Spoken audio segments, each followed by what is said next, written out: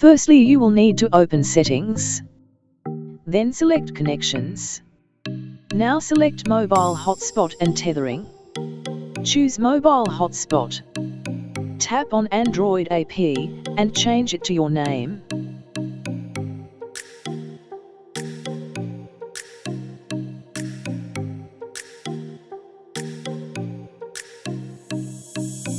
Now in your laptop/PC select the network option in the taskbar. Click on your name and enter your password.